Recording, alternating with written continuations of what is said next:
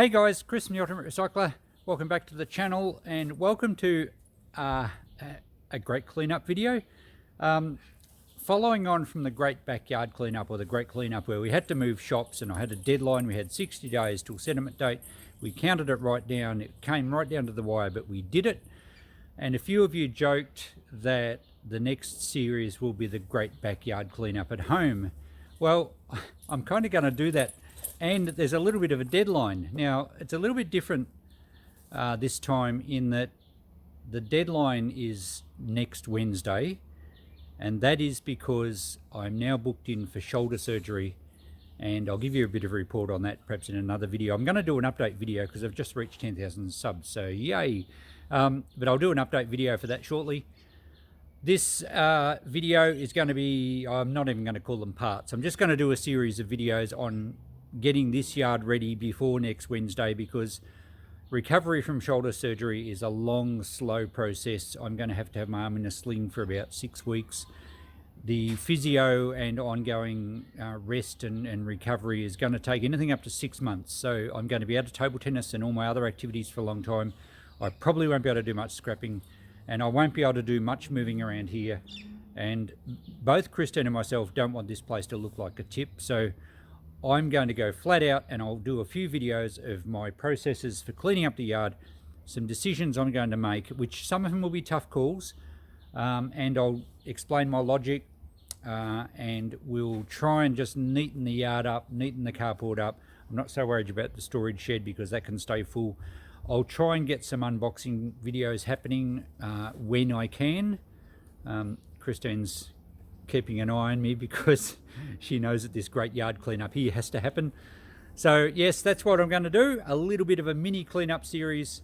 We're under pressure, but the pressure is our own doing. Well, my surgeon's doing, but we've got to do it, and I've got to get as much done quickly as I can. I know I should be resting my shoulder, but I'm going to be careful, but I'm going to move a lot of stuff fairly quickly, try and get things set up. So without further ado, let's have a little bit of a look around the yard. I've been working here today.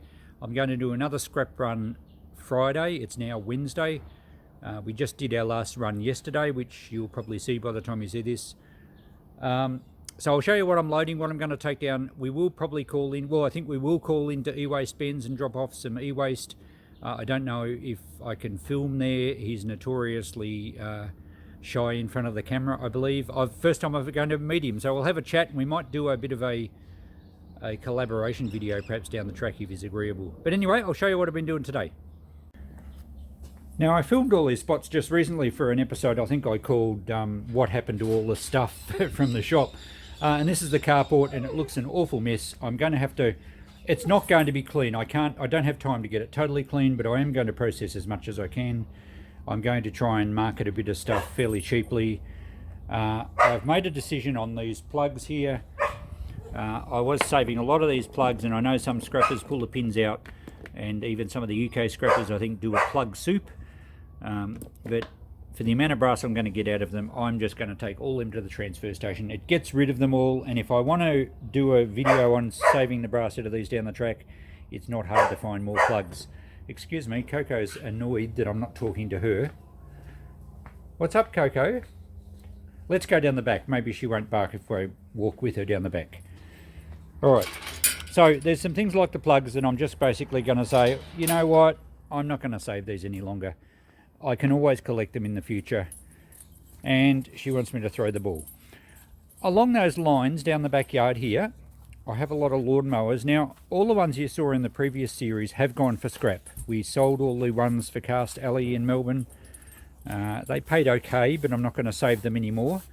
And all the steel-based ones just went out to the transfer station to be recycled. The ones I've got here, there's a couple under tarps there. These were going to be restoration projects. They were going to be videos for you guys to, you know, say, let's see if we can get this old mower going that I found on the side of the road or something like that. The one under here was a Honda, and the bloke dropped it off at the shop and said he was going to get it repaired. It was too expensive. I can have it. And I thought, beauty, I bet you I can get it going. Let's do a video on it. It's been here for 6 months. I'm going to just throw it out. Well, when I say throw it out, it's not going to landfill. It's going to metal recycling out at local transfer station. Same with that That's a 4-stroke Briggs & Stratton. I think it was a Rover. They are a cast aluminium base, but I'm not going to take any more dirty aluminium to Melbourne. I don't have time. It's too hard to work and it doesn't pay well enough, and the prices are continuing to drop, unfortunately. So tomorrow morning I'm going to load up all these old mowers. There's another few somewhere else, and that will make a bit of space down the back behind my shed where I can stack some stuff that I do want to keep. There's the 2 over there as well. They're going to go. The only one I'll keep is the Victor over there, the 2-stroke electric start Victor that I picked up from a clearing sale or an auction, and I will probably get that going at some stage because we do need one mower here, and apparently that one did go. So that's something else I'm doing. I'm looking at things and saying, all right, let's make a decision on that. I can always get lawn mowers if I need to do some videos, and I've told you before that was my trade, small engines, and I'd like to teach a few of you guys how to do that and how to diagnose problems and fix them. I can always find old mowers anytime I'm ready to do it. Those copper cylinders can go this Friday. Same with the copper alley radiators. I've got some more copper tanks. There's some more tubs of copper under there, so I'll load all that up tomorrow. I have a bit of wire as well. I think in some of these wheelie bins I might load up. Brass, there's a few bits. I'm going to have to strip some of these, and more copper pipe. I will continue to do that sort of scrapping here because it doesn't take up very much space, and copper is valuable enough to save. Transformers, what else is there? There's some lead. I think I'll keep the lead for now because I think you can get much better money selling it other than to a scrapyard. But the transformers, and I've got some electric motors somewhere, they'll be going on Friday as well. This workbench I was always going to restore and sell. It's got some lovely, it's a bit hard to tell because of the pile of timber I rescued on top of it. I'm going to clear that off if I get a chance tomorrow and put a photo on Facebook Marketplace for $50. Clear it out, it's got to go. It will make some space, it'll make the yard look better. I'm going to take these drums of die cast or cast zinc, and I have included some of this with cast aluminium, and the scrapyard have bought it as such, but this is all cast zinc, so I don't know how they will buy that off me. I'll take that down though and ask them, and whatever I get I'll take. The glass and mirrors I can move around behind the shed, that's fine. This workbench frame, I was going to put a top on it and sell it, but it's nothing special. Honestly, I think I might just break it up for firewood. It will make a bit of space in the yard, and that's what I've got to concentrate on at the moment. There's some electric motors and some fridge compressors as well. So they can all go if I can get them in the van tomorrow. I have lots of bits and pieces, but it should make a fairly good paying load, even though prices are down. So that's my plan. I'll film a bit more tomorrow as I load. It should make a bit of space in the yard here, at least so that we can mow and keep it a bit neater. And you'll have to clean up the pile in the front of the shed here. So that's the plan. Over the next 3 or 4 or 5 days, I'm going to try and get this yard a bit more presentable while I'm able to. Okay guys, back in the yard this afternoon. I have made some good progress this afternoon. It's been another lovely sunny day. Frosty start, but nice day. I haven't got the lawnmowers out of there yet, but I did condense the wood pile and stack some stuff behind the shed here that I have to strip at some stage down the track, but at least it's neat and out of the road there. We've cleaned up a big area here, so the yard's starting to look a lot neater, and it's important the visible part of the yard looks neater. For Christine and my mental health, and to keep it neat and mown and everything. I didn't get that workbench cleaned off, but I will probably do that tomorrow. So it's Thursday now. I'm just rounding up the last few bits of copper. There's some copper cylinders I found here.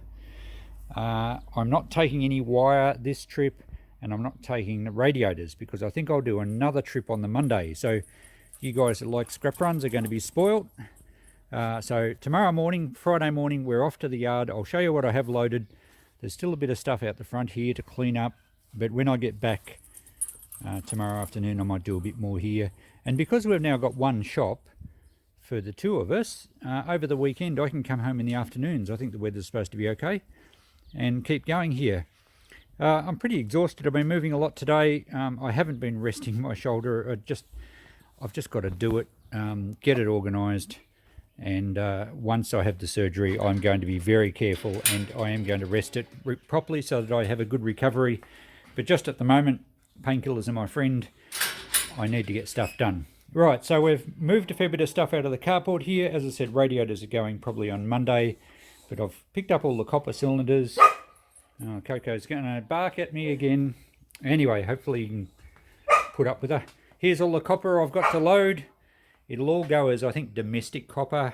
It's probably the lowest copper price, but it's all pretty dirty. There's brass fittings, there's soldered joins, but quite a lot of weight in all that. There's also some big sheets of it here. And I've just been sorting out a bit more wire, but I'll take that Monday. Have made a bit of inroads into the carport, so the crates and the barrels there are all empty, so we'll take them back to the shop over the weekend and sell them. So we have made a fair dent in that this afternoon. Let's have a look in the van. I'm taking the die cast, as I mentioned. Now, I'm not sure if I mentioned it last time. Die cast is much heavier than cast aluminium, and it's technically, I think, a cast zinc, but there's lots. It's an alloy, and there's probably lots of different combinations. Some of it is used on, hardware, door handles, all sorts of fittings, and they're noticeably heavier than aluminium, and they're usually a darker grey colour. I believe there's a way of telling with acid or something if it's zinc or if it's aluminium, but it doesn't make much difference. Normally my yard has been taking a bit of this with the aluminium, but I'm not sure how they're going to go and what they're going to pay me for all this that is, there's really no aluminium here. So we'll see what they say about that. I had a lot more transformers than I realised. There's almost 400, I think it was 480 kilos of transformers in crates and tubs. There was one tub of electric motors. There's one tub of refrigeration compressors and one great big one. So they should pay okay, but I need to get rid of them. I'm not worried about really the rate they're going to pay. A little bit more stainless steel I found, and we know that's not worth very much. I have got some nice clean copper I've called number 1 copper. There's about 70 kilos there. So we're going to have a pretty good paying load. I'm not going to have the van loaded anywhere near its capacity. Basically the limiting factor is there. I had to get it loaded today, and the limiting factor is my energy levels. So it will be enough to make a worthwhile trip. Plus we've got in the front section, we've got all the circuit boards, motherboards and whatnot for e-waste bin. About 170 kilos there, and some old laptops. I'm not sure what all this copper is going to weigh out at, but it's certainly going to pay pretty well. So we'll have a good paying trip. I don't think we're going to get much more than a ton on board though. I haven't really weighed anything. I've just done a few rough calculations. Obviously the tubs, I know what weight's in them, but the milk crates and the die cast, I really don't know. The stainless steel, I just guessed. And I'm not going to weigh these large copper tubs. They can all just go on, and we will trek off first thing in the morning to the scrapyard. Okay, the van's loaded. I'm suitably exhausted. The light's just about gone.